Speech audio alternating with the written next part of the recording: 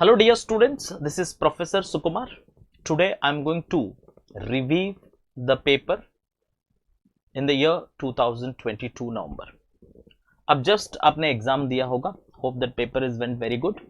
तो उस पेपर को आज हम क्या करेंगे, रिव्यू करेंगे, एनालिसिस करेंगे. कौन सा चैप्टर का कितना मार्क्स आया था, हाउ वाज द पेपर, किस चैप्टर में ज्यादा वेटेज था, किस चैप्टर में ज्यादा वेटेज, ज्यादा मार्क्स का क्वेश्चन पूछा था, एंड पेपर कैसा था, that all we were going to discuss in the video. सबसे पहला अगर एक वर्ड में आप पूछेंगे पेपर कैसा था, तो one word review is very simple. The paper is not difficult, it's good paper, but only the problem in the paper is it's lengthy. अब ये पेपर लेंथी होने का रीजन क्या है? सिंपल है बच्चों, कंपनी फाइनल अकाउंट. इस बार company final account का 20 मार्क का फुल फ्लेज क्वेश्चन पूछा है, उसका वजह से पेपर लेंथी हो गया. That is only one of the point. थोड़ा स्टूडेंट को डिस्टर्बिंग है, क्योंकि जब कंपनी फाइनल अकाउंट का फुल फ्लेज क्वेश्चन आता है डेफिनेटली टाइम कंज्यूमिंग है, और पेपर टाइम पे कंप्लीट करना स्टूडेंट के लिए मुश्किल हो जाता है. तो यहाँ पे भी वही प्रॉब्लम हुआ है, तो थोड़ा लेंथी हो गया. कुछ स्टूडेंट का 10, 5, 15 मार्क का पेपर छूट गया, because completing company final account is quite difficult. Apart from that paper was simple, not that difficult. Average paper था, अच्छा था. बहुत सारी जगह पे इवन सिंपल भी क्वेश्चंस उन्होंने पूछा है, और अगर अच्छा से प्रिपेयर किया होगा तो you can score easily examination marks. कोई प्रॉब्लम नहीं है, कोई डिफिकल्टीज नहीं है. राइट नाउ इसमें आप पूछेंगे आउट ऑफ द बॉक्स क्या था.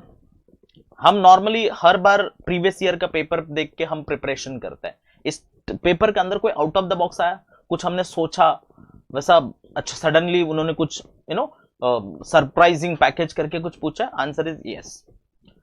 एक कंपनी फाइनल अकाउंट, आप बहुत प्रीवियस ईयर का सब पेपर देखेंगे तो कभी कंपनी फाइनल अकाउंट का 20 मार्क का फुल फ्लेज क्वेश्चन बहुत कम पूछा है.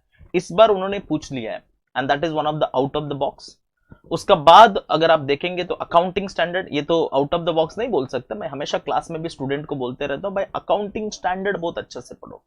इस बार अगर आपने 2 चैप्टर बहुत अच्छे से पढ़ा होगा, 2 चैप्टर, ओनली 2 चैप्टर्स, एक कंपनी फाइनल अकाउंट और एक अकाउंटिंग स्टैंडर्ड, 2 चैप्टर में टोटल वेटेज इज 50 मार्क्स बच्चों, 50 मार्क का पेपर.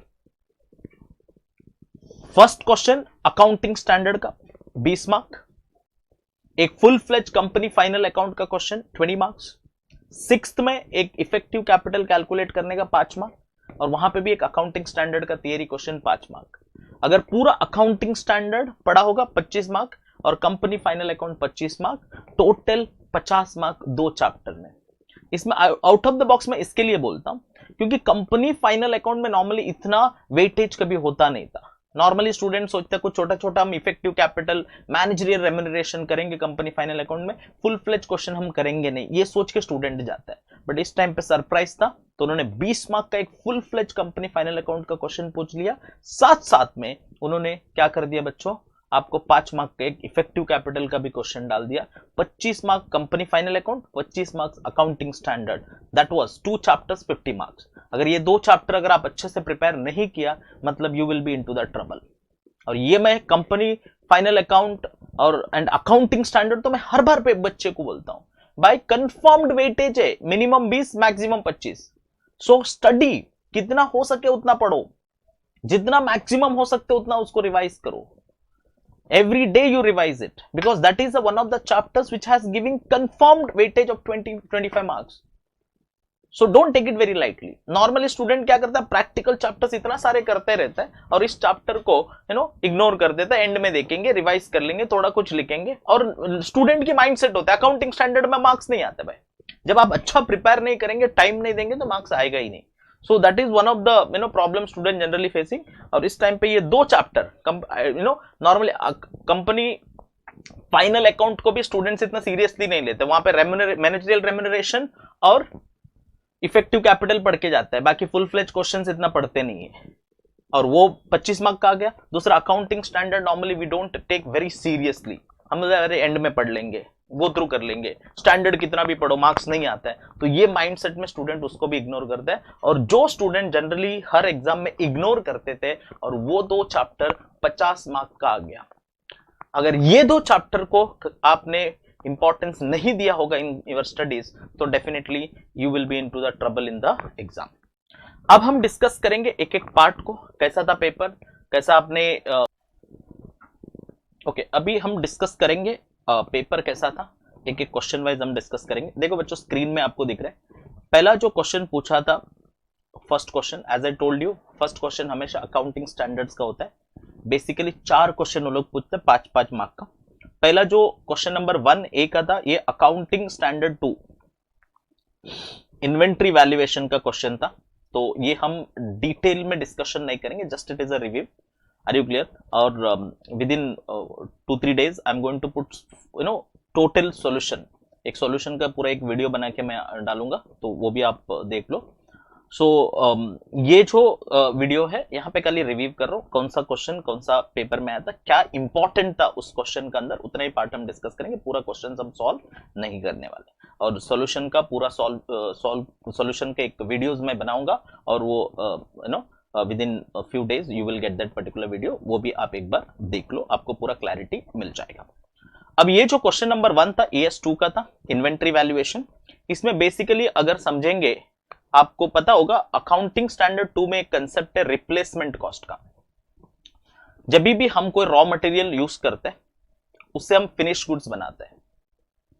अब वो फिनिश गुड्स का जो टोटल कॉस्ट, फिनिश गुड्स का टोटल कॉस्ट और मार्केट वैल्यू, उसको हम कंपेयर करते हैं। अगर समझो कॉस्ट अगर ज्यादा हो गया, मार्केट वैल्यू कॉस्ट से भी कम है, तब हम raw material is always valued at a replacement cost. एक कंसेप्ट है अकाउंटिंग स्टैंडर्ड 2 का अंदर।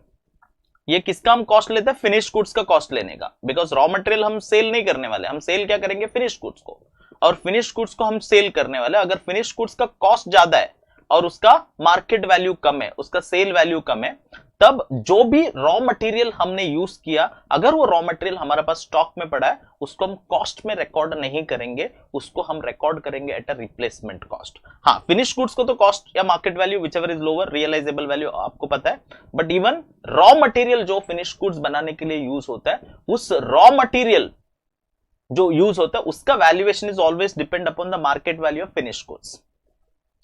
अगर मैं रॉ मटेरियल 10 रुपए का यूज करता हूं और वो रॉ मटेरियल यूज करके मैं फिनिश गुड्स बनाता हूं, और फिनिश गुड्स का कॉस्ट है 100 रुपए और मार्केट वैल्यू 80 है, तो तब वो रॉ मटेरियल को 10 रुपए में मैं रिकॉर्ड नहीं करूंगा, तो रॉ मटेरियल को मैं रिप्लेसमेंट कॉस्ट पे रिकॉर्ड करूंगा। तो यहां पे वही कंसेप्ट का ये अकाउंटिंग स्टैंडर्ड 2 था, जहां पे आपको रॉ मटेरियल का कॉस्ट दिया, रिप्लेसमेंट, देखो रॉ मटेरियल का कॉस्ट दिया, रिप्लेसमेंट कॉस्ट भी दे दिया, और उसका क्लोजिंग स्टॉक भी दिया, और उससे रॉ मटेरियल से फिनिश गुड्स बनते हैं, उसका raw material consumption, direct labour और वेरिएबल ओवरहेड दे दिया, और साथ साथ में फिक्स्ड ओवरहेड भी दिया। इससे हम फिनिश्ड प्रोडक्ट का कॉस्ट ढूंढ सकते हैं, और साथ साथ में उस फिनिश प्रोडक्ट का मार्केट वैल्यू भी दिया, दैट इज 360 पर यूनिट। तो यहाँ पे हम कंपेयर करेंगे, कॉस्ट ज्यादा है मार्केट वैल्यू कम है, तो डेफिनेटली तो जो रॉ मटेरियल होगा उसको हम रिकॉर्ड करेंगे कौन सा वैल्यू के हिसाब से? रिप्लेसमेंट वैल्यू ऑफ 152 का हिसाब से। सो this is one of the concept which is covered in this particular accounting standard 2। तो पहला क्वेश्चन अकाउंटिंग स्टैंडर्ड 2 का था, इसमें एक कंसेप्ट के ऊपर एक क्वेश्चन बना था, that is replacement cost of raw material. ये कंसेप्ट अकाउंटिंग स्टैंडर्ड के अंदर है, अगर आपने अकाउंटिंग स्टैंडर्ड बहुत अच्छे से पढ़ा होगा तो आपको पता रहेगा। ऐसा क्वेश्चन आपको मॉड्यूल में भी मिलेगा, एमटीपी आरटीपी में भी मिलेगा। अगर आप एमटीपी आरटीपी मॉड्यूल अगर पढ़ा होगा, this question will not be a difficult question. Previous year में बहुत बार ये क्वेश्चंस आपको पूछा गया था, तो so this is one of the simple 5 mark confirmed question है, इसमें कोई टेंशन नहीं है। Second B, question number 1B, this is basically of AS3। ये और भी सिंपल है। Are you clear? This is इसमें कुछ भी नहीं है, खाली क्लासिफाई करना है आपको। Are you clear? आपको खाली क्या करना है बच्चों? क्लासिफाई करना है। So this inflow and outflow is comes under operating, comes under financial activity, comes under investing activity. तो आपको बहुत सारी inflow of cash and outflow of cash दी है, तो वो इनफ्लो फाइनेंशियल एक्टिविटी में आता है, ऑपरेटिंग में आता है और इन्वेस्टिंग एक्टिविटी में आता है, उसको खाली आपको क्लासिफाई करने का काम है। तो that is the only point which is given to you in the question. ये भी एक सिंपल क्वेश्चन है and very easily you can score the marks. The first question भी आसान था, सेकंड भी है। ऐसा बहुत बार आपने अगर मॉड्यूल में देखा होगा AS3 का, या कोई MTP RTP या प्रीवियस ईयर का पेपर में भी अगर आपने देखा होगा तो ऐसा क्वेश्चन बहुत बार पूछा है, वही बेस्ड क्वेश्चन यहाँ पे है। This is one of the very, but इसमें एक कुछ पॉइंट्स थोड़ा कंसेप्चुअल डाला, like issue of bonus shares, तो वो कभी आता ही नहीं है कैश फ्लो स्टेटमेंट के अंदर, तो वो थोड़ा कंसेप्चुअल पार्ट है। बाकी तो ऐसा बहुत सारे क्वेश्चंस आपका बुक में भी मिलेगा, एमटीपी में मिलेगा, मॉड्यूल में मिलेगा, आपका आरटीपी में मिलेगा, प्रीवियस ईयर का पेपर में मिलेगा।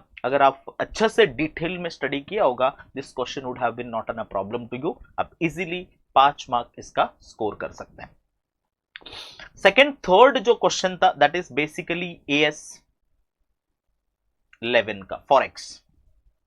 अब ये जो AS 11 में 2 क्वेश्चन पूछा है, एक क्वेश्चन जो पूछा है बच्चों उन्होंने that is relating to forward contract, और वो relating to party. Are you clear? तो आपने AS 11 पढ़ा होगा तो उसमें 3 पार्ट होता है, एक फॉरेन एक्सचेंज ट्रांजैक्शन, एक फॉरेन ब्रांच और एक फॉरवर्ड कॉन्ट्रैक्ट। तो ये फॉरवर्ड कॉन्ट्रैक्ट का समय एक सरप्राइज पैकेज था। नॉर्मली बहुत फ्रीक्वेंटली ये क्वेश्चन नहीं पूछता है, फ्रीक्वेंटली वो लोग लोन का पूछता है या इंपोर्ट एक्सपोर्ट ट्रांजैक्शन का पूछता है, बट ये जो क्वेश्चन इन्होंने इस बार पूछा वो फॉरवर्ड कॉन्ट्रैक्ट का पूछा। थोड़ा सा सरप्राइज था, ये out of the box question था। स्टूडेंट जनरली फॉरेक्स ट्रांजैक्शंस को अच्छे से करता है, फॉरेन ब्रांच को भी करता है, बट वो basically somehow they don't do forward contract properly. तो ये फॉरवर्ड कॉन्ट्रैक्ट का बेस का सम था। मैंने स्टूडेंट को क्लास में भी एक्सप्लेन करते हुए बोला था बच्चों ये बहुत अच्छे से करके जाओ, इसके ऊपर अच्छा एक केस स्टडी बन सकता है। जिस दिन एग्जामिनर का दिमाग में आ गया तो डेफिनेटली दे विल आस्क। तो 2.5 मार्क्स के लिए सिंपल कैलकुलेशन, नथिंग। तो आपको spot rate on the date of forward और आपका फॉरवर्ड रेट को कंपेयर करके प्रीमियम या डिस्काउंट आपको रिकॉर्ड करना है। So that is the only point is given to you in the question. एक सिंपल क्वेश्चन है। अब सेकेंड भी AS 11 का ही है, but this is basically nothing but trade payables का। Are you clear about that? तो रिवैल्यूएशन का कंसेप्ट है। 31 मार्च को बैलेंस शीट बनता है, तो उसको हमको पता है मॉनिटरी एसेट्स एंड लायबिलिटीज को 31 मार्च को रिवैल्यूएशन करना पड़ता है। फिर जो भी डिफरेंसेस आता है तो देन उसका अकाउंटिंग इफेक्ट भी आपको लिखना पड़ेगा। बाद लास्ट में पूछा भी है, देखो, you are required to calculate amount of exchange difference on 31 March 2022 and 1 May 2022। Are you clear? And 31 मार्च को रिवैल्यूएशन करेंगे और 1 मई को द डेट ऑफ पेमेंट है, तो उसके क्या डिफरेंसेस आते हैं वो ढूंढना है। And explain the accounting treatment need in the above case as per AS 11 and book of the जादव Jared limited. Are you clear? So this is a very important point. तो ये भी एक रिवैल्यूएशन का कंसेप्ट है। ये actually foreign transaction का related questions पूछा है। सो ये भी एक सिंपल क्वेश्चन है, तो इसमें ज्यादा कुछ होता नहीं है, आपको पता है बट इसमें उन्होंने रुपीज दी है, तो ये थोड़ा सा आपको याद रखना है। तो थोड़ा सा आपको ये इसमें ट्विस्ट करके दिया है। जब आप हम डिस्कस करेंगे, क्वेश्चन जब सॉल्व होगा तभी मैं डिटेल में इसको डिस्कशन करूंगा, तो तब मैं ये पॉइंट आपको बताऊंगा। यहाँ पे देखो, trade payable of Jared limited includes amount due to Sterling limited 9,75,000 rupees recorded at the prevailing exchange rate on the date of purchase. The transaction recorded $1 is equal to 75. तो पहले उसको फॉरेक्स में कितना डॉलर होता है वो ढूंढना पड़ेगा। Exchange rate on the date of balance sheet on 31 March 2022 was $1 is equal to 17 है। तो मतलब अपने को अमाउंट जो दिया 9,75,000 रुपीस में दिया है, तो वो 9,75,000 डिवाइडेड बाय 75 करेंगे तो आपको क्या मिल जाएगा बच्चों? तो इन डॉलर में उसका ट्रांजैक्शन का वैल्यू मिलेगा। फिर 31 मार्च को उस डॉलर का रेट 75 हो गया, 79 हो गया, तो फिर वो रिवैल्यूएशन करेंगे, एक्सचेंज डिफरेंस हम लोग ढूंढेंगे एंड देन पेमेंट किया कभी 1 मई 2022 को व्हेन $1 is equal to 78.30। तो इसमें एक पॉइंट बहुत इंपॉर्टेंट है, 975 जो दिया है वो आपको डॉलर में नहीं दिया, रुपीस में दिया है, उसको पहले डॉलर में कन्वर्ट करना पड़ेगा और उसका बाद 31 मार्च को 79 हो गया, तभी एक्सचेंज डिफरेंस जो भी आता है वो ढूंढना पड़ेगा और उसका बाद पेमेंट का डेट का दिन एक्सचेंज रेट 78.3 है, तो उसका भी डिफरेंसेस आपको ट्रेड करके अकाउंटिंग करना पड़ेगा। बाकी तो वो सिंपल क्वेश्चन है, इसमें एज सच कुछ कॉम्प्लिकेशन नहीं है, बट ओनली पॉइंट थोड़ा ट्विस्ट कर दिया। कभी कभी स्टूडेंट क्या करता है 975 इंटू 79 कर देता है, तो गलत होगा, क्योंकि 975 इन टर्म्स ऑफ रुपीस है वो, तो उसको पहले आपको डॉलर में कन्वर्ट करके फिर एक्सचेंज डिफरेंसेस आपको ढूंढना पड़ेगा। सो that is the only point. और ये दोनों आपका AS 11 का पहला जो पार्ट क्वेश्चन पूछा है फॉरेक्स फॉरवर्ड कॉन्ट्रैक्ट का समय, फॉरवर्ड कॉन्ट्रैक्ट का, ये मैंने क्लास में भी एक्सप्लेन किया था, तभी भी मैंने स्टूडेंट को बोला था बच्चों इस पे ध्यान दो, इसके ऊपर एक केस स्टडीज बन सकता है। और वहां पे पूछा, और पार्टी का बुक में, बैंक का बुक में नहीं है। जब पार्टी का बुक में होता है, जिस दिन फॉरवर्ड कॉन्ट्रैक्ट आपने साइन किया उस दिन की स्पॉट रेट और साथ साथ में द फॉरवर्ड रेट, तो कंपेयर करेंगे। Either it will be if your forward rate is higher, ज्यादा अगर आप फॉरवर्ड रेट एग्री किया तो then it is called as a premium, that is a loss to you, that will be debited to profit and loss account. Otherwise discount होगा, वो profit and loss account में credit होगा। So that is what actually given, ये हमने discuss किया था। जब हम सॉल्व करेंगे हम ये सब, तभी डिटेल में ये पॉइंट को हम डिस्कस करेंगे। सिंपल क्वेश्चन, और 2.5 मार्क्स के लिए कुछ नहीं है। Are you clear? जस्ट आपको कैलकुलेशन करके आपको बता देना है। और ये फॉरवर्ड ट्रांजैक्शन का दिया है, फॉरवर्ड ट्रांजैक्शन तो पेएबल है। पेएबल मतलब आपने इंपोर्ट किया होगा, उसके लिए वो पेएबल है, उसका रिलेटेड एक क्वेश्चन दिया है, ये भी सिंपल है, AS 11 का। अब AS क्वेश्चन नंबर 1 का डी जो है ये AS 13 का है। ये भी अगेन सरप्राइज पैकेज है, क्योंकि एक्सपेक्टेड नहीं है। AS 13 इतना पूछता नहीं है, क्योंकि इन्वेस्टमेंट अकाउंटिंग ऑलरेडी हम प्रैक्टिकल सम में कर लेते हैं। तो AS का पार्ट स्टूडेंट क्या करते हैं, अरे हमने इन्वेस्टमेंट अकाउंटिंग तो कर दिया ऑलरेडी, वापस AS क्या पढ़ने का। तो student don't study that, ignore it. But ऐसा नहीं है, उसका सम्स, उसका ये सब पढ़ना पड़ेगा। AS में छोटी छोटी प्रोविजन का केस स्टडीज बन सकता है। यहाँ पे भी वैसे ही 2 क्वेश्चन सब क्वेश्चन से पूछा है। So this is also one of the very important question. तो इसमें कुछ लॉस का दिया है, उसके बाद मार्केट में उसका वैल्यू कम हो जाता है शॉर्ट टर्म में, कैसा अकाउंटिंग करना है। Each and every point was explain under AS 13। Are you clear? तो उसके लिए ये AS 13 का सम था, 2 क्वेश्चन पूछा है, दोनों इंपॉर्टेंट। ये थोड़ा आउट ऑफ द बॉक्स था। Normally student doesn't study much on this. वो लोग यही सोचते हैं भाई इन्वेस्टमेंट अकाउंटिंग तो हम पढ़ रहे हैं इतना, वापस AS 13 में क्या पढ़ना है, स्टूडेंट इग्नोर करते हैं। बट अगर आपने प्रॉपर्ली पढ़ा होगा, इस type of questions you can see in your module या previous year paper, MTP RTP में ऐसा सिमिलर क्वेश्चंस बहुत सारे हैं। तो अगर वो सब प्रॉपर्ली अगर आपने पढ़ा होगा तो आपको ये प्रॉब्लम नहीं होगा। सो this is one of the AS 13 question. तो बेसिकली ये आउट ऑफ द बॉक्स आ गया है इस पर। नॉर्मली AS 13 का क्वेश्चन इतना ज्यादा एग्जाम में नहीं पूछता है। तो this is the question number 1। अगर क्वेश्चन नंबर 1 की अगर मैं बात करूं बच्चों, क्वेश्चन नंबर 1 का अंदर क्या क्या पूछा उन्होंने, तो पहला क्वेश्चन जो पूछा सब question that is relating to AS 2, और उसका बाद सेकंड क्वेश्चन जो पूछा है that is relating to AS 3 and AS 11 और AS 13 का 5-5 मार्क का क्वेश्चन। बहुत सिंपल था, खाली AS 13 एक थोड़ा सा आउट ऑफ द बॉक्स अलग टाइप का क्वेश्चन था। बाकी सब question is very similar, easy to score. अब जाता है क्वेश्चन नंबर 2 में। Insurance, fire insurance, loss of stock का सिंपल सम है बच्चों। एवरेज क्लॉज इसका अंदर कवर किया। Fire insurance,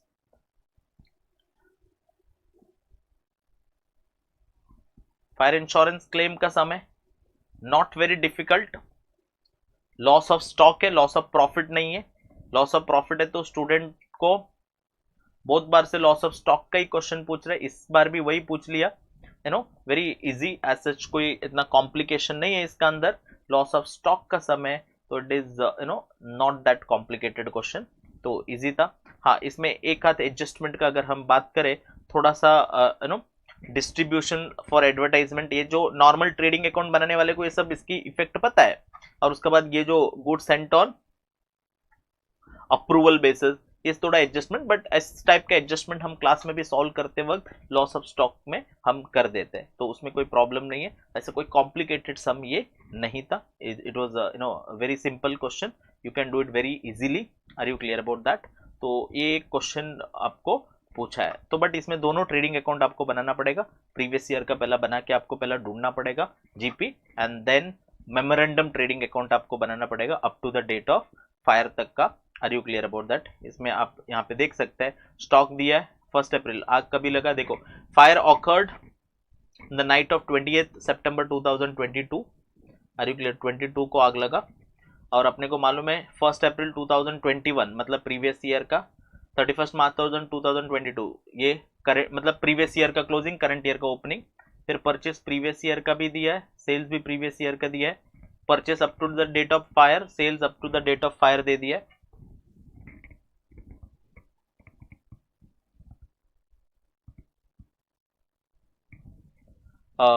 up to the date of fire दे दिया सेल्स का, और फिर कुछ एडजस्टमेंट ट्रांजैक्शंस आपको दिए। Are you clear about that? एक गुड्स इन ट्रांजिट वाला एक एडजस्टमेंट है, that was good question. Purchased up to 30th September 2020 did not include 1,20,000 for which purchase invoice has not been received from the supplier, so the goods has been received in the warehouse. मतलब warehouse के अंदर goods है, but invoice अभी तक मिला नहीं है, तो हमको क्या करना पड़ेगा, परचेस में ऐड करना पड़ेगा. जो परचेस का अमाउंट दिया है तो that is not a complete purchase, तो वो जब ट्रेडिंग अकाउंट बनाते हैं तो वो परचेज का अमाउंट में इसको ऐड करना पड़ेगा. फिर एक फ्री डिस्ट्रीब्यूट कर दिया हम लोगों ने. फिर sale up to 28 September 2000 include 90,000 which goods has not been dispatched. हमने सेल कर दिया बट गुड्स गया नहीं, गुड्स अपना गोडाउन में, सेल्स में से क्या करना पड़ेगा, उसको लेस करना पड़ेगा. और उसके बाद सेंट ऑन अप्रूवल और रिटर्न बेसिस. ये तो एडजस्टमेंट, रेगुलर एडजस्टमेंट हमेशा आता रहता है. सिंपल क्वेश्चन है, I feel this question is very simple. एक बोनस क्वेश्चन था आपको. ओनली थिंग इज इसमें दो चीज आपको करना पड़ेगा. एक आपको प्रीवियस ईयर का क्या करना पड़ेगा बच्चों, ट्रेडिंग अकाउंट बना के आपको जीपी ढूंढना पड़ेगा. फिर आपको मेमोरेंडम ट्रेडिंग अकाउंट बना के आपको क्लोजिंग स्टॉक ढूंढना पड़ेगा. और एक बार क्लोजिंग स्टॉक ढूंढ लिया एंड देन लॉस का अमाउंट ढूंढ के आप क्या कर सकते हैं, इंश्योरेंस क्लेम ढूंढ सकते हैं. इसमें कुछ भी कॉम्प्लिकेटेड पार्ट एज सच नहीं है. तो फायर इंश्योरेंस का सिंपल 10 मार्क का क्वेश्चन है बच्चों, इजीली स्कोर कर सकते हैं 10 में से 10. इसमें कोई ऐसा कॉम्प्लिकेशन नहीं है. क्वेश्चन नंबर 2, बेसिकली दोनों क्वेश्चन बहुत सिंपल है बच्चों. Even in the B question is very simple, it is relating to investment, but इसमें एक गुगली डाल दिया उन्होंने. क्या गुगली है, इसमें फेस वैल्यू ऑफ शेयर्स 2 रखा है. ये नॉर्मली हमारा माइंडसेट हो गया. मैंने कभी क्लास में भी सॉल्व करते एक स्टूडेंट को बोलता था, बच्चों अभी हम हमेशा अजम्पशन करते हैं 10 rupee face value, 10 rupees face value, but don't register that in your mind.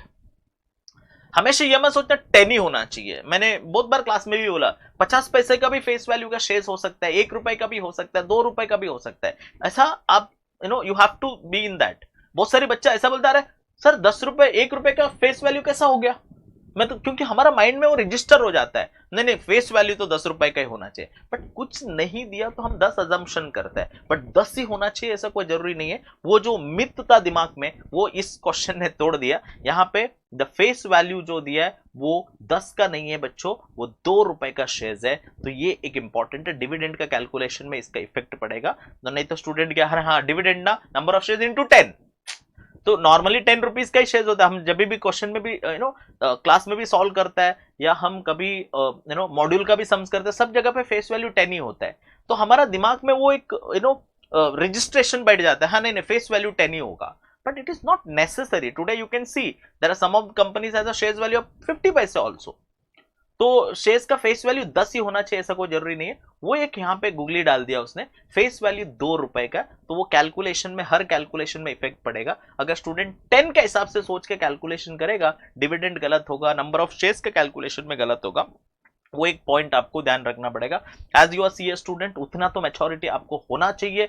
Bye 10 रुपए का शेयर का ही होगा ऐसा कोई जरूरी नहीं है. Today everybody is access to the share market and everything. आज आपका पास एक स्मार्टफोन है, उसका थ्रू से आप शेयर मार्केट का एवरी अपडेट आप ले सकते हैं. तो आप जब न्यूज की पढ़ते होंगे तो बहुत सारी you might come across the face value is 50 पैसे, 1 रुपी एंड ऑल. तो उसके लिए थोड़ा प्रैक्टिकलिटी करने के लिए उन्होंने तो क्या कर दिया, शेयर्स का वैल्यू 10 का जगह पे 2 दे दिया. और बट हाँ नो डाउट कुछ स्टूडेंट को लिए ये कंफ्यूजिंग हो सकता है. कुछ स्टूडेंट यहां पे भी डिविडेंड कैलकुलेशन 10 रुपए का फेस वैल्यू करके लिया होगा, then you will be into the problem. So but otherwise इस क्वेश्चन में ऐसा कोई कॉम्प्लिकेशंस नहीं है. It is a very simple question as I से.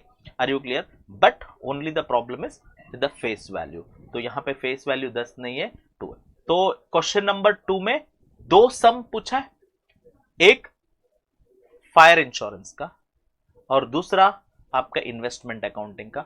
दोनों क्वेश्चन इजी था, नॉट एट ऑल डिफिकल्ट. ये तो 99% स्टूडेंट इस दोनों क्वेश्चन को अटेम्प्ट किया होगा, क्योंकि फायर इंश्योरेंस में लॉस ऑफ स्टॉक है और उसमें भी कोई ऐसा कॉम्प्लिकेशन एज सच नहीं है, सिंपल डायरेक्ट है. एक आध एडजस्टमेंट तो होता ही है. हम सीए का एग्जाम दे रहे तो उतना तो हम प्रिपरेशन करके ही जाना पड़ता है. ऐसा हम डायरेक्ट हलवा क्वेश्चन हमको इंस्टीट्यूट देखा ही नहीं है. और दूसरा जो है इन्वेस्टमेंट अकाउंटिंग का सम्स था बच्चों, ये 10 मार्क के लिए, ये भी बहुत इजी है. मतलब आई कैन से ये 20 मार्क तो 20 आना ही चाहिए स्टूडेंट को if you are prepared well. अब एवरेज भी प्रिपरेशन करके भी आप अगर एग्जाम में गया होगा, ये 2 क्वेश्चन तो आपको डेफिनेटली 20 मार्क्स देगा. तो मतलब 60 में से 20 तो आ ही गया. Are you clear? So that is this two questions are very easy, very simple, इसमें कोई कॉम्प्लिकेशंस नहीं है। अब हम जाते हैं क्वेश्चन नंबर 3 का ए। ये है बच्चों हमारा ब्रांच। मैंने क्लास में हमेशा बोलता हूं ब्रांच का बिना कभी पेपर बनेगा नहीं। ब्रांच अकाउंटिंग एक ऐसा चैप्टर है, अकाउंटिंग स्टैंडर्ड का बाद अगर कोई चैप्टर है जिसमें सबसे ज्यादा मुझे ध्यान देना है वो ब्रांच अकाउंटिंग के ऊपर देना है, क्योंकि ये ब्रांच अकाउंट के क्वेश्चन पूछा है बोथ नॉट दैट सिंपल, मतलब एवरेज टाइप का नॉर्मल क्वेश्चन, सीए टाइप का लेवल का क्वेश्चन है, तो अच्छा क्वेश्चन है। और स्टॉक डेटर्स मेथड है बच्चों। नॉर्मली स्टूडेंट क्या बोलते हैं, सर मेरे को डेटर्स अच्छा लगता है, स्टॉक डेटर्स अच्छा लगता है, बट ये इनवाइस प्राइस है, सेलिंग प्राइस का समय, तो वो थोड़ा ध्यान रखना पड़ेगा, not at cost, selling price का समय, तो उसमें थोड़ा सा अगर आप प्रैक्टिस नहीं किया तो कॉम्प्लिकेशन आता है। कुछ कंसाइनमेंट का कुछ एडजस्टमेंट भी इसका अंदर उन्होंने डाल दिया, you have to be very careful about that particular part. तो बाकी तो इसमें कुछ ऐसा डिफिकल्टीज नहीं है। तो उसमें क्या क्या पूछने के लिए बोला है उन्होंने, वो they told us to prepare branch stock, branch debtors बनाने के लिए बोला है, branch stock adjustment, branch profit and loss account, and under the debtors, under the stock debtors method है बच्चों। तो stock debtors method is normally student मेरे को हमेशा बोलते हैं, जब ब्रांच में करवाता हूँ स्टूडेंट बोलते हैं सर डेटर्स मेथड इजी है, स्टॉक डेटर्स भी इजी है, थोड़ा इनवाइस प्राइस पे ध्यान देना पड़ता है, तो उसमें reduction in selling price, are you clear about that, कोई कंसाइनमेंट टाइप एडजस्टमेंट आता है तो थोड़ा हमें ध्यान देना पड़ेगा। बाकी तो बहुत इजी है, बट डिफिकल्ट हमेशा स्टूडेंट को कहां पे होता है, they will find independent branch is very difficult. Independent branch का क्वेश्चन आता है तो they find it is very difficult for them, तो उसके लिए इंडिपेंडेंट ब्रांच में उनको तकलीफ होता है, बट ये क्वेश्चन इंडिपेंडेंट ब्रांच का नहीं है बच्चों, डिपेंडेंट ब्रांच का और बट स्टॉक डेटर्स मेथड का है, तो इट्स वेरी इजी। बट हाँ नो डाउट कुछ एडजस्टमेंट, सीए लेवल का समय तो वो तो होता ही है, आपको सब कुछ इजी नहीं देंगे, क्वेश्चन नंबर 2 बहुत इजी दिया है और क्वेश्चन नंबर 3 भी इजी देंगे, ऐसा नहीं हो सकता ना, उसमें थोड़ा लेवल है सम का, एंड अगेन ब्रांच का but invoice price selling price पे दिया, रिडक्शन ऑफ सेलिंग प्राइस का एडजस्टमेंट भी उसका अंदर है। उसका बाद ये सिंगल एंट्री, एक सिंगल एंट्री का क्वेश्चन, ये भी 10 मार्क का क्वेश्चन पूछा, बट ये बार this is out of the box. क्यों आउट ऑफ द बॉक्स, ये हमें पूछा एसओए। नॉर्मली कन्वर्जन मेथड बहुत ज्यादा फ्रीक्वेंटली पूछा जाता है, हमेशा अगर आप देखेंगे तो कन्वर्जन मेथड का क्वेश्चन ज्यादा पूछता है, और यहां पे कन्वर्जन नहीं पूछा इस बार एसओए पूछा। नॉर्मली स्टूडेंट क्या करता है, अरे एसओए ज्यादा पूछता नहीं है यार, बहुत इजी है, नहीं करना है, हम खाली कन्वर्जन ही करके जाएंगे। कभी बच्चों आप इंस्टीट्यूट को चैलेंज मत करना, क्या करना है क्या नहीं करना है वो डिसाइड करेंगे, आपको पढ़ना सब कुछ है। आप ये मत सोचो 4 बार से पूछा नहीं है, देखो अभी मैं बताता हूं, लास्ट टाइम पीपीए 20 मार्क के लिए पूछा, इस बार पीपीए गायब। अगर कोई स्टूडेंट सोचा होगा अरे पीपीए लास्ट टाइम 20 में, इस बार 10 को तो आएगा, पीपीए अच्छा करके जाता हो, तो वो तो ही will be sad, because PPA का क्वेश्चन ही नहीं है।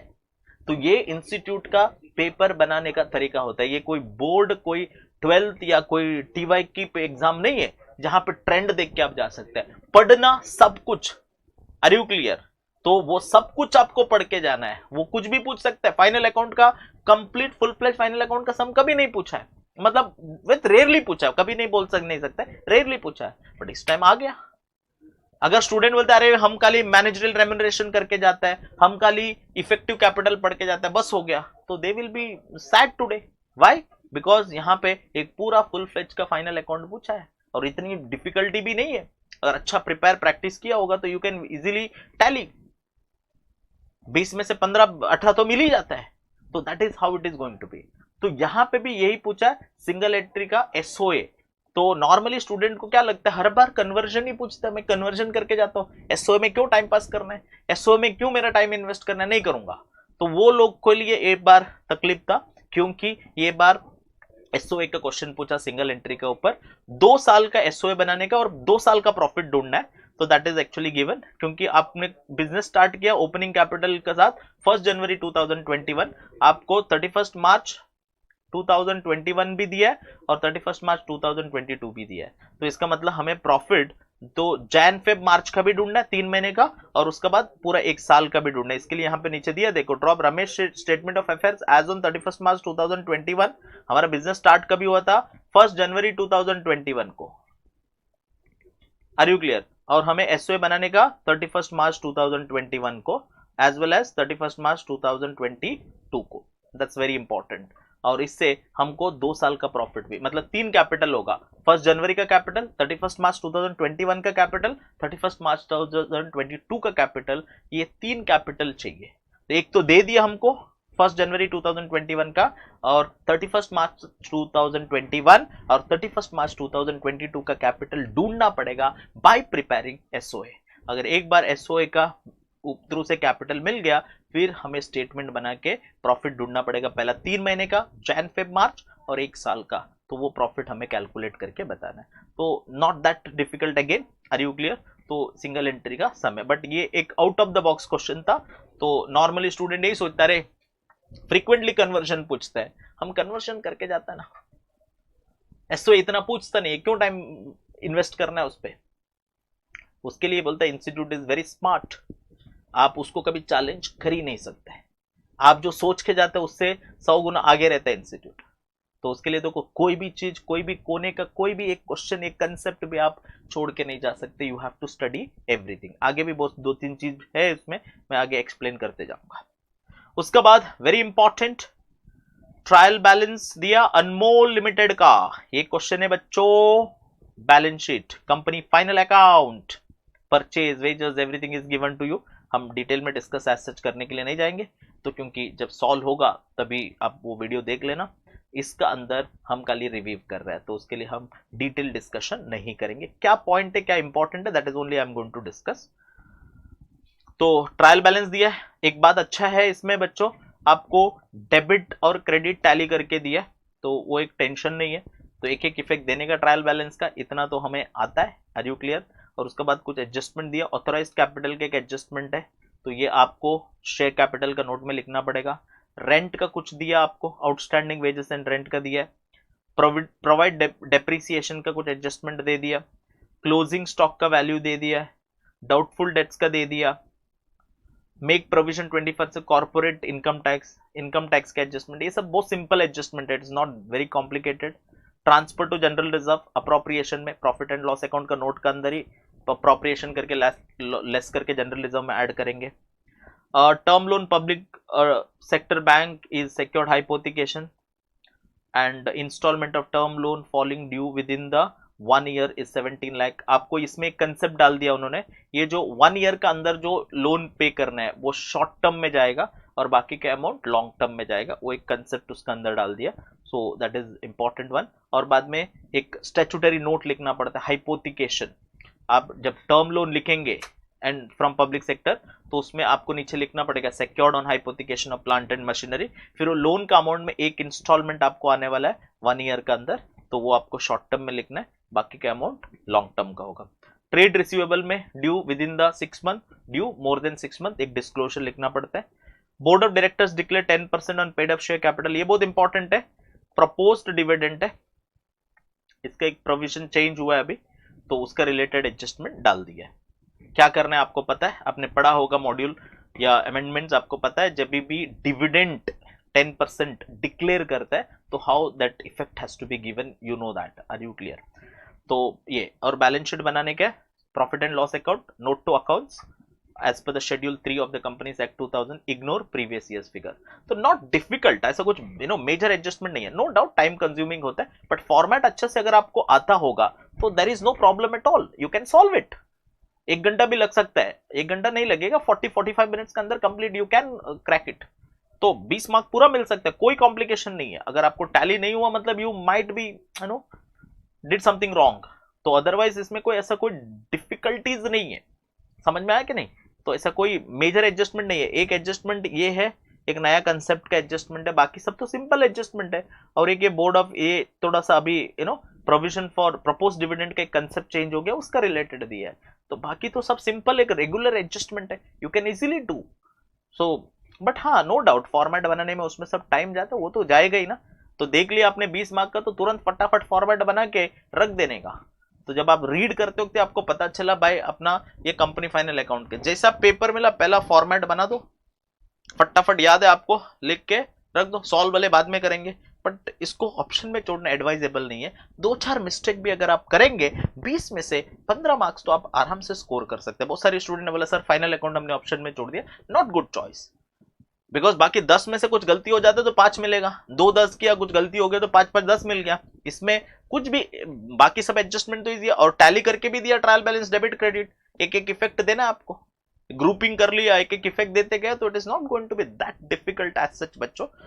मैं तो यही आपको सजेस्ट, मतलब अभी तो एग्जाम तो हो गया, तो आई वांट, मतलब अगर मैं स्टूडेंट हो तो मैं ये क्वेश्चन डेफिनेटली अटेम्प्ट करूं और इसको मैं ऑप्शन में ना छोड़ू, क्योंकि 20 मार्क का क्वेश्चन है और एक हाथ एडजस्टमेंट गलत भी हो भी गया, it is not necessary tally हुआ तो पूरा मार्क्स मिलेगा, तो टैली नहीं हुआ तो कुछ नहीं मिलेगा, ऐसा नहीं होता ना। तो एक आध एडजस्टमेंट अगर एक आध थोड़ा सा कुछ गलती भी हो गया तो भी you will get good marks. So leaving this is in option is not an a good idea. Are you clear? उसका बाद आता है क्वेश्चन नंबर 5 में। सो आपको डिबेंचर, ये क्वेश्चन है ना सेम मॉड्यूल का अंदर भी है बच्चों, मॉड्यूल में भी है, और मैंने क्लास में, मेरा क्लास का जो बुक है उसका अंदर भी ये सेम सम मैंने सॉल्व किया, सिमिलर है। डीआरआर का कंसेप्ट है और डीआरआरआई का कंसेप्ट है 10% एंड 15% वाला, सो वही कंसेप्ट का ऊपर है। इसमें बनाने का 9% debenture account, debenture redemption reserve account, debenture redemption reserve investment account and interest on debenture, same type का क्वेश्चन हमने क्लास में भी सॉल्व किया है, सेम क्वेश्चन आपको मॉड्यूल में भी दिखेगा। अगर आप, मैं हमेशा स्टूडेंट को बोलता पढ़ो मॉड्यूल बच्चों, मॉड्यूल को कभी इग्नोर मत करना, क्योंकि ये मॉड्यूल का पूरा क्वेश्चन पिक हुआ है। So this question is one of the very easy question I can say, तो इसमें कोई डिस्कशन करना है, इसमें वही पॉइंट उन्होंने इंक्लूड कर दिया है। The point is nothing but it is the what we can say, that is DRR. तो डीआरआर आई का कंसेप्ट को हम कैसा करेंगे और उसको हम परचेस करके कैसा उसको एडजस्ट करेंगे, that is all point is there. So एक डीआरआर का कंसेप्ट वाला सम है, तो ये एक इजी क्वेश्चन। उसका बाद डेफिनेटली डिपार्टमेंट का क्वेश्चन है ये भी मैं स्टूडेंट को हमेशा बोलता हूं, आप अकाउंटिंग स्टैंडर्ड का बाद पढ़ना है तो ब्रांच, ब्रांच के बाद डिपार्टमेंट, डिपार्टमेंट का बिना भी आपका पेपर कभी नहीं बनता, डिपार्टमेंट होना ही चाहिए। 10 में से 9 एग्जाम में डिपार्टमेंट का क्वेश्चन आता है, एक एग्जाम कभी ऐसा हो सकता है जहां पे डिपार्टमेंट का question will not be there, तो department also you have to study. इसमें भी बहुत सिंपल है, स्टॉक रिजर्व का कैलकुलेशन थोड़ा इंपॉर्टेंट पॉइंट है इसमें। इसमें अगर आप देखेंगे grooming enterprises has 2 department, A and B, and A is manufacturing, which is B used for the cloth production. Total production of department A sold to department B at a cost plus profit, profit के साथ add करेंगे। Following information दे दिया, opening stock, purchase दिया, sales दिया, wages दिया, closing stock दे दिया। Both opening and closing stocks of department B consisting 80% of department A. तो स्टॉक रिजर्व ढूंढना भी आसान हो गया, उन्होंने दे दिया क्लोजिंग स्टॉक में 2 पार्ट करो। Are you clear? And department ये earned gross profit of 20% in the previous year का जीपीआर भी दिया, करंट ईयर का ढूंढ के हम लोग मल्टीप्लाई कर सकते हैं। अदर इन्फॉर्मेशन दिया, rent paid 60,000, carriage outward 40 and other administration expenses 155। You are required to prepare trading account, profit and loss account दिया है।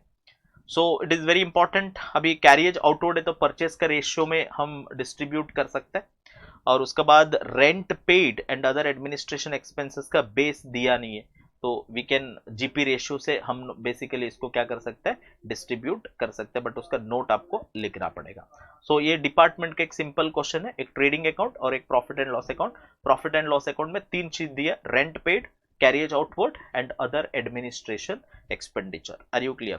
तो एक कितना 8 मार्क का सम है, क्योंकि ये डीआरआर का 12 मार्क का सम है और ये 8 मार्क का सम है। So this is very simple, again 12 + 8 आराम से आप इसका स्कोर कर सकते हैं। उसके बाद आता है क्वेश्चन नंबर 6 में बच्चों, पहला क्वेश्चन जो पूछा हायर परचेज का, ये एचपी का, एचपी भी हमेशा 7-8 मार्क का पूछता है, इस टाइम पे कुछ नहीं है, 5 मार्क का क्वेश्चन उन्होंने पूछा हायर परचेज का रिलेटेड, बट सिंपल क्वेश्चन है, इसमें कुछ टेंशन एज सच कुछ नहीं है। तो आपको खाली कैलकुलेट करना है cash price of the car and the interest paid in each instalment. Are you clear? तो यहाँ पे दिया है, Surabhi purchased a car on hire purchase from the Pawan Automobiles on 1st April 2019. The hire purchase price was 3 lakh and the same was payable 5 half yearly installment of 60,000. And the first installment being due on 1st October 2009. Interest is payable at 9-10% per annum. यहाँ पे reverse calculation करके आपको करना पड़ेगा and the same is included in the half yearly instalment of 60,000 60,000 का अंदर interest already included है, cash price हमें मालूम नहीं है। Are you clear about that? तो टोटल अपने को एचपी प्राइस दिया है और इंस्टॉलमेंट भी दे दिया 60,000 60,000 60,000 और इंटरेस्ट रेट भी दे दिया है। तो इसका हम we can find out the what we can say, हमारा पास इंटरेस्ट रेट है, इंस्टॉलमेंट है, एचपी प्राइस है, रिवर्सल कैलकुलेशन करके हम इसमें क्या ढूंढ सकते हैं बच्चों, इंटरेस्ट भी ढूंढ सकते हैं। एचपी टेबल बना दो, बस हो गया, हायर परचेस टेबल बना दिया, इंटरेस्ट और कैश प्राइस आपको रिवर्सल मेथड के हिसाब से मिल जाएगा। तो सिंपल क्वेश्चन है, 5 मार्क का। उसके बाद ये कुछ जर्नल एंट्रीज है, ये आपने फाउंडेशन में पढ़ा होगा। जब हम जर्नल एंट्री पास करते हैं तो 2 मेथड होते हैं बच्चों, ट्रेडिशनल मेथड और अकाउंट इक्वेशन मेथड। ये अकाउंट इक्वेशन मेथड का आपको पता है, उस हिसाब से क्वेश्चन पूछा है। तो अकाउंट इक्वेशन मेथड में आपको पता होगा एसेट्स का कैसा होता है, एसेट्स बढ़ा तो डेबिट करेंगे, कम हुआ तो क्रेडिट करेंगे, उस हिसाब से भी हम जर्नल एंट्री बेसिकली पास करते हैं। एक ट्रेडिशनल मेथड होता है गोल्डन रूल के हिसाब से, और दूसरा एक मेथड होता है अकाउंट इक्वेशन बनाता है। तो इक्वेशन क्या होता है, एसेट्स माइनस लायबिलिटी करेंगे तो कैपिटल होता है, तो उस हिसाब से इक्वेशन मेथड से भी हम जर्नल एंट्री पास करते हैं। तो ये क्वेश्चन जो है, तो ये बेसिकली अकाउंट्स इक्वेशन के हिसाब से जर्नल एंट्री पास करना है। फिर एसेट्स में क्या क्या चेंजेस हुआ और लायबिलिटी और कैपिटल में क्या क्या चेंजेस हुआ, that we need to explain. ये थोड़ा सा out of the box sum है, आर यू क्लियर? अभी पहला भी एक क्वेश्चन में ये पूछा है, अगर आपने अपना सजेस्टेड आंसर पढ़ा होगा तो प्रीवियस ईयर का क्वेश्चन में भी ये सम था, previous to previous year I think, तो उसमें भी ये क्वेश्चन था। उसके लिए बोलते हैं ना, हर चीज पढ़ना बहुत इंपॉर्टेंट होता है। एमटीपी हो, आरटीपी हो, सजेस्टेड आंसर, सब कुछ पढ़ना है, खाली मॉड्यूल पढ़ना है ऐसा नहीं है। बहुत सारे बच्चे क्या करते हैं ना, क्लास में जितना करवाए उतना पढ़ लिया, बैठ गया, नहीं, क्लास का नोट्स इंपॉर्टेंट है, वो पढ़ना होता है, फिर मॉड्यूल पढ़ना होता है, एमटीपी आरटीपी ये सब पढ़ना बहुत इंपॉर्टेंट होता है। तो ये जो क्वेश्चंस दिया is relating to the journal entries. Are you clear? यहाँ पे बोले you are required to show the effect of the about transaction on the balance sheet in the form of assets, liability and capital.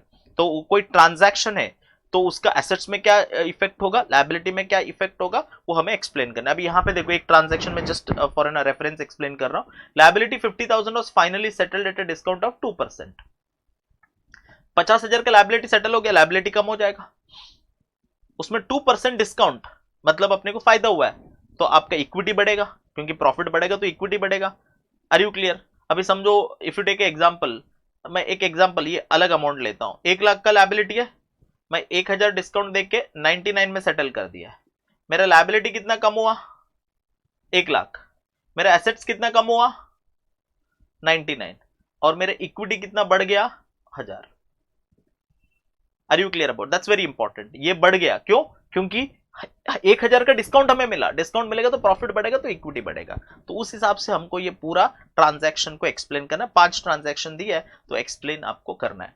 तो क्योंकि 1 lakh, this is the example I took, 1 lakh का liability है, पे of कर दिया, 1 लाख का liability कम हो गया, बट दिया कितना, 99,000, तो मतलब एसेट्स का लिए 99 ही कम हुआ है, तो बाकी जो बचा 1,000 रुपए हमको प्रॉफिट हो गया, मतलब हमारा इक्विटी बढ़ गया। सो दैट इक्वेशन वे से इसको एक्सप्लेन करना है आपको। तो आपने कैपिटल इक्वेशन मेथड से जर्नल एंट्री पढ़ा होगा फाउंडेशन में, तो you will find it, this is very easy. अब आप ये नहीं बोल सकते सर ये तो अपना, actually speaking this is not in your क्या बोलते हैं हम लोग, अगर प्रॉपरली आपका सिलेबस देखेंगे तो उसका अंदर नहीं है, but this is already you studied, आपने फाउंडेशन में पढ़ा है, उसका ही रेफरेंस में एक क्वेश्चन पूछ लिया है। सो आप ये नहीं बोल सकते भाई ये हमारा आउट ऑफ सिलेबस आ गया, कुछ नहीं है। तो आपने जो फाउंडेशन में पढ़ा that is part of your final syllabus, they will ask some references 5-10 mark के लिए, तो यू आर रेडी टू, आपका नॉलेज है तो वो आप इमीडिएटली उसको क्या कर सकते हैं बच्चों, आंसर कर सकते हैं। उसके बाद अगेन एक क्वेश्चन पूछा, अपने को कैलकुलेट करना है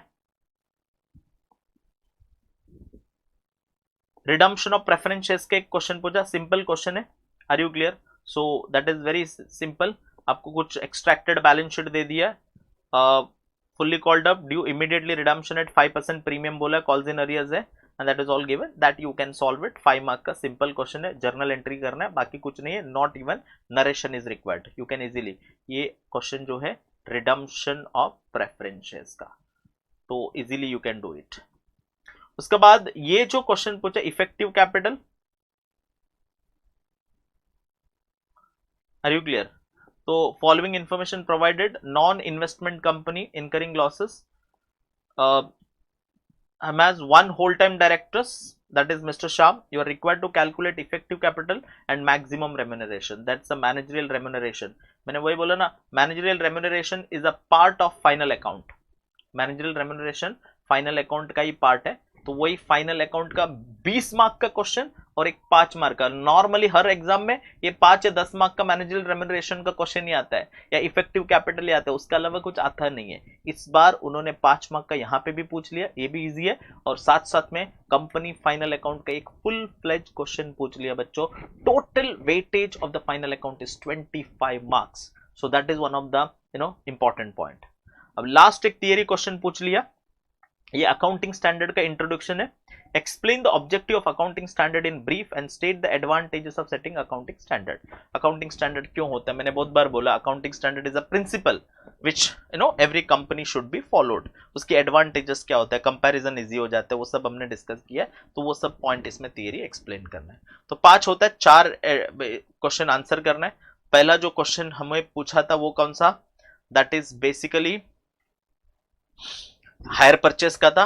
उसमें रिवर्सल मेथड के हिसाब से एचपी टेबल बनाओ, इंटरेस्ट और कैश प्राइस मिलेगा. सेकंड जो है जर्नल एंट्री, मतलब what is the effect, transaction दिया, वो ट्रांजैक्शन होगा तो आपका एसेट्स में क्या इफेक्ट होगा, लायबिलिटी में क्या इफेक्ट होगा, इक्विटी में क्या इफेक्ट होगा, that you have to explain.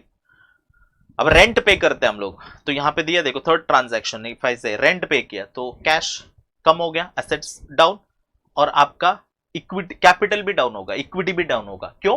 क्योंकि रेंट पे करने से आपका क्या हो जाता है, इट्स एक्सपेंडिचर. एक्सपेंडिचर मतलब प्रॉफिट कम होगा, तो इक्विटी भी क्या हो जाएगा बच्चों, कम होगा. ऐसा हर ट्रांजैक्शन यहाँ पे आपको एक्सप्लेन करना है. उसके बाद रिडम्पशन ऑफ प्रेफरेंस शेयर्स का सम था, ये भी सिंपल है, nothing is difficult in this. और लास्ट में उसका बाद एक क्वेश्चन था managerial remuneration and then accounting standard का एक थियरी क्वेश्चन. और इसमें आपको समझना पड़ेगा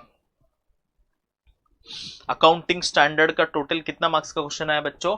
टोटल अकाउंटिंग स्टैंडर्ड इज 25. पहला क्वेश्चन 20 का और एक थियरी क्वेश्चन 25 मार्क का, और फाइनल अकाउंट का 25 मार्क. पहला एक फुल फ्लेज फाइनल अकाउंट का सम और इफेक्टिव कैपिटल रेम्यूनरेशन का 5 मार्क. टोटल 50 मार्क 2 चैप्टर का अंदर. मैं हमेशा स्टूडेंट को रेफरेंस देता हूं, स्टूडेंट को बोलता बच्चों स्टैंडर्ड इन एंड आउट पढ़ो, इन एंड आउट एक एक चीज पढ़ो, प्रैक्टिस करो. 25 मार्क आ गया देखो. ब्रांच आ गया कितना, 10 मार्क का. डिपार्टमेंट आ गया. ये सब मैं बोलता हूं इंपॉर्टेंट चैप्टर्स, इसको सब जी जान लगा के आपको पढ़ना चाहिए. और फाइनल अकाउंट भी मैं बोलता हूं आ सकता है, it has to be studied very well. Final account 25 marks, और वो इतना कॉम्प्लिकेटेड भी नहीं था, but I can tell you वो सारे स्टूडेंट को वो फाइनल अकाउंट बहुत तकलीफ दिया होगा, क्योंकि स्टूडेंट जनरली ये सोचता है नहीं पूछेंगे, अभी तक पूछा नहीं है कभी, तो चलो ऑप्शन में जोड़ देते हैं. Don't be in that mindset, don't challenge the institute. वो आप जैसा सोचते हैं उसका they think 10 steps ahead. So you have to be ready for each and everything.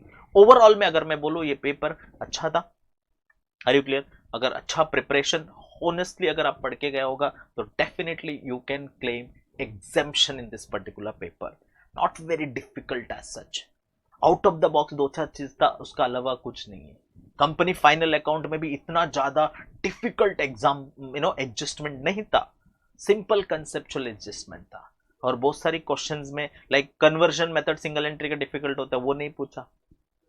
Are you clear? So that is very important. Department में भी आपको जब स्टॉक रिजर्व कैलकुलेट करना होता है ना बच्चों, कभी कभी हमको क्या करना पड़ता है, वो प्रोपोर्शनेट लेना पड़ता है, वो थोड़ा कॉम्प्लिकेटेड हो जाता है कॉस्ट लेके. इसमें सीधा 80% दे दिया, काम आपका सिंपल.